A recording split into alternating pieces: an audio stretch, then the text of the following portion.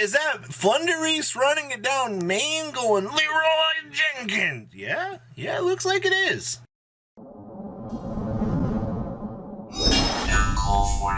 33.8% of you have not smashed 11 crypto. Let's scrub and smash as we can get to 100K. Today we're going to be looking at the CoreTCG regional breakdown for this weekend. As you see on your screen here, you're probably like, wait a minute, what in the world is this breakdown, Robbie? 3 Sword Soul? Oh, come on, Robbie.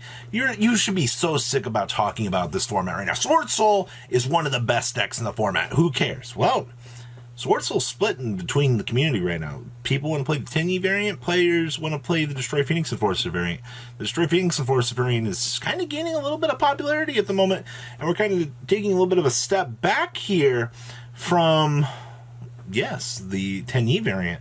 So Sword Soul ended up winning the event. We'll look at that list here in a second.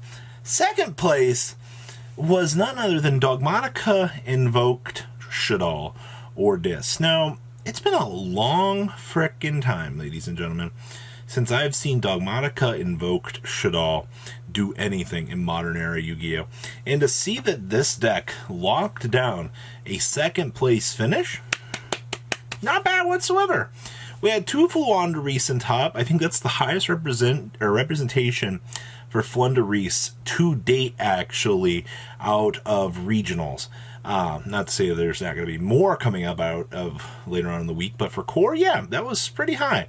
And then we also had 1 Drytron. Drytron's still doing its thing here. All right, and then we had 1 Salaman Great List. No, I don't have the Salaman Great List. It's the same duelist as last time. All right, doesn't want to share information. There's nothing wrong with that. All right, so before you look, Salaman Great List, Salaman Great List, Salaman Great List, I don't have it. All right, so overall, Dogmatica Invoked is a little bit of a nice surprise, I feel. I kind of am happy to see that. We're going to pass on over and we're going to take a look at the deck list out of CoreTCG for you guys. Alright, the first list I have for you guys here is first place. This was Jet's list playing, yes, we're back on more standardized version of Sword Soul. We got the double Vishuda, we have the triple Crossout Designator. I wish I could get this deck to work for me, man. I tested Crossouts originally and I hated this card, but I see that we've got a little bit less of a hand trap lineup here. We have the 1 Veiler, I see that we have the Ashes and double Nibiru in the main. That's fine. We're back on 2 Tai for this particular build. Only 2 Prosperity. That feels kind of interesting to me. I do see that we also have the built-in Monster Reborn for the archetype. And, of course, we have the 1 of Imperial Order here. And we got D-Shifters down here in this bad boy. Woohoo! Ah, man, when you see this card, it is devastating to a good chunk of your matchups. You win free chicken tendies because this stupid card exists. Also, kind of surprised to only see 1 Anti-Spell Fragrance down here. But at the end of the day, this is fine. Outside of that, the double inclusion of Blackout in this particular build feels a little bit better. Outside of that, I feel like this is pretty well rounded here. Nintis down here in the extra deck kind of feels interesting.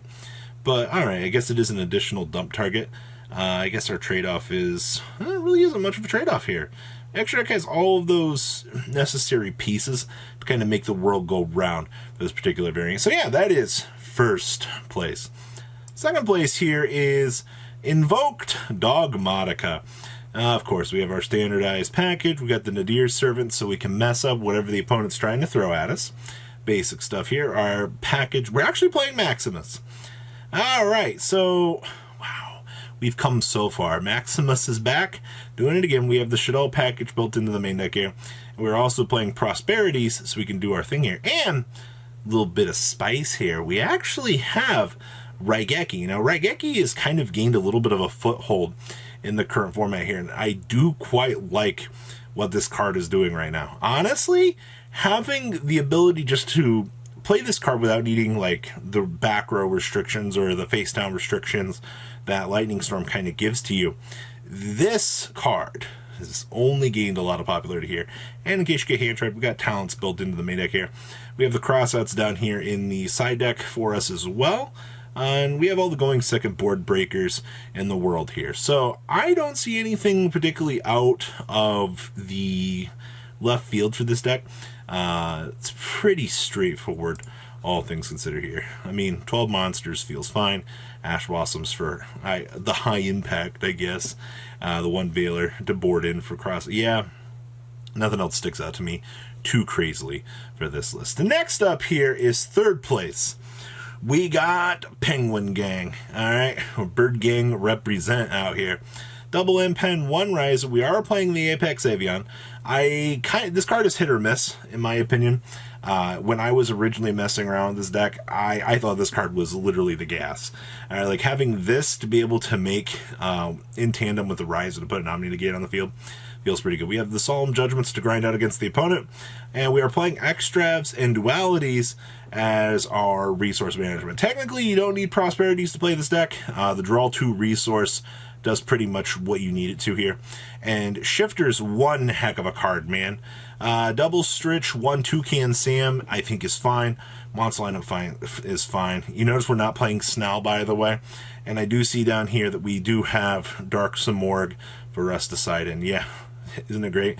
Imagine you're able to board in like Simorgh and the anti-spells, and in whatever matchup that you just need to blow your opponent out on, you literally just laugh at them, because that's kind of what this deck does.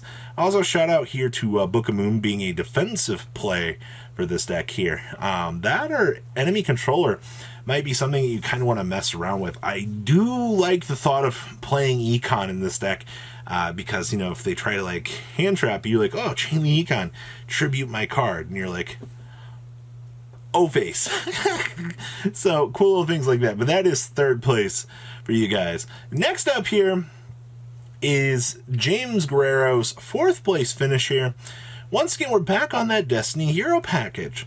Now, the interesting thing about this list is we went one step further. We're maining Protoss right now. Protoss is a crazy card, man. Like, don't underestimate what this good thing can do. All right, being able to just attribute block your opponent out of playing the game feels absurd. I also see here that we are playing the one of Instant Fusion in this particular build. So this is going to give us access to our tuner monster down here. It's basically just, in case you get Token Collector, you can kind of adjust and play the game however you need to based on that. It doesn't really come up all that much, but that's fine. We have one Blackout, and we do have the one Sacred Summit built into the main deck as well. Also double Prosperity. Kind of starting to feel like 3 Prosperity might not be the best call after looking at this event. I think the general consensus of the player base kind of felt the same way here. Next up here is Drytron. This would be Sean Pillen's 5th place list out of this event for you guys here. So once again, we are on double Herald of Orange Light. We actually have the Dark Rule No Mores built into the main deck, so whatever situation that we kind of run into at this point, we can just board break them straight away. We're also playing We Will Herald at this juncture here, so we get advantage off of pre-prep. I still love the fact that this community for Drytron is like, oh, big Herald, little Herald. I think this is fine. Still playing the Lematonis. The Instant Fusion here gives us access to all the other cool little fun things you want. I see we're also playing Extra Foolish Burial here, so we can dump off the Herald and get a search. Not particularly too crazy about the inclusion of that. Actually, that's the first time I've seen Extra Foolish Burial in quite some time getting any sort of love, especially for something like Drytron. Outside of that, this deck feels once again very standardized. We have the standard 5 rituals. We're playing the one in-house Drytronus, Macronus here, Draconis, so that you can kind of take advantage of what you need for it. Outside of that, yeah. No Ash Blossoms or other hand traps in the main deck. Just kind of relying on the Herald of Orange Light feels kind of interesting as well. But once again, you're built in for board breaking over anything else, so I understand that. And the last list I have for you guys here is 6th place. This was Ishaya Perez's Floowandereeze list. So this one is playing the Dogmatica package here. We have 1 Ecclesia, 3 punishments, you already know, so you can fling off extra deck disruptions. We have the Apex Avian and the Ryza built in here as well. And quite honestly, still playing the Book of Moons as well in here. Big difference between this and literally the other list was the inclusion of the punishment engine. Noted Servants in the main and down here. And we have the macro DeFi in the side deck, so we can access it at all stages. So that wraps up the CoreTCG regional from this weekend. for you guys. A lot of Floowandereeze ideas here going around, and I do quite like that. So guys, what do you think about these lists? Please leave a comment about tell me what you guys think. Special love, crap, that's subscribe button so you guys don't miss out on lost content. I'll see your beautiful faces back here later on. There's some more cool lost content. Peace out, guys. Have a good one. Thank you, patrons, for making the ride never truly end. Without you guys' support, well, I would probably be doing Truffle Shuffle videos for a living. Guys, please check out Vanco40 for all of your Cardfight Vanguard content brought to you by MCO40. And if you are looking to pick up singles, check out mcgames.com for your trading card game needs. Thanks for watching, everybody.